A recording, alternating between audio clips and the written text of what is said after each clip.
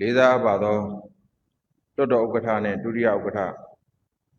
တိုင်းဒေသကြီးအစိုးရအဖွဲ့ဝန်ကြီးချုပ်နဲ့တိုင်းဒေသကြီးအစိုးရအဖွဲ့ဝင်ဝန်ကြီးများလွှတ်တော်ကိုယ်စားလှယ်များနဲ့ဧည့်သည်တော်များအားလုံးကိုယ်စိတ်နှပါကျမ်းမာချမ်းသာကြပါစေကြောင်းဆုမွန်ကောင်းတောင်းရတဲ့နှုတ်ခွန်းဆက်ဂါရဝပြုပါတယ်ကျွန်တော်ကတော့မြန်မာမြို့နယ်တိုင်းဒေသကြီးလွှတ်တော်ကိုယ်စားလှယ်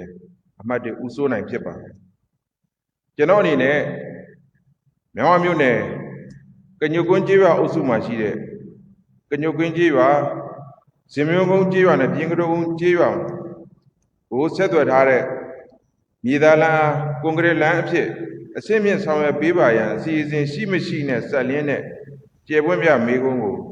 ဒေသခံပြည်သူများရဲ့ကိုယ်စားလွှတ်တော်ဥက္ကဋ္ဌကြီးမှတဆင့်မေးမြန်းသွားမှာဖြစ်ပါတယ်လေးစားအပ်ပါသောလွှတ်တော်ဥက္ကဋ္ဌကြီးခင်ဗျာမြန်မာမြို့နယ်ကညုတ်ကွင်းကျေးရွာအုပ်စုမှာရှိတဲ့ကညုတ်ကွင်းကျေးရွာနဲ့ဇင်မျိုးကုန်းကျေးရွာပြင်ကတော်ကုန်းကျေးရွာများသို့ဆက်သွယ်ထားတဲ့လမ်းဟာအဲ့ဒီဒေသအတွက်အလွန်အရေးပါပြီးအချက်အချာကျတဲ့လမ်းဖြစ်ပါတယ်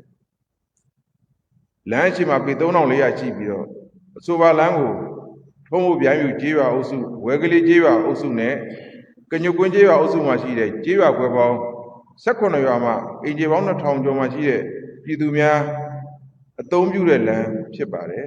။မြောင်းမြမြို့တစ်ဖက်ကမ်းမှာရှိတဲ့ကျေးရွာများမှာလည်းမြောင်းမြမြို့ကိုသွားရင်ဇင်မျိုးကုန်းကျေးရွာကရိုးစိတ်ရှိတဲ့စိတ်ကမ်းရွာလေးတစ်ခုဖြစ်ပါတယ်။စိတ်ကမ်းနဲ့ကပ်ပြီးတော့အဆိုပါလမ်းကိုဖြတ်ကျော်ပြီးမှလမ်းကောင်းတဲ့ပြင်ကရိုးကုန်းကျေးရွာကိုရောက်မှာဖြစ်ပါတယ်။လွှတ်တော်ဥက္ကဋ္ဌကြီးခင်ဗျာအခုအခါမှာလမ်းတာပေါင်မြေသားချဲ့ရန်နဲ့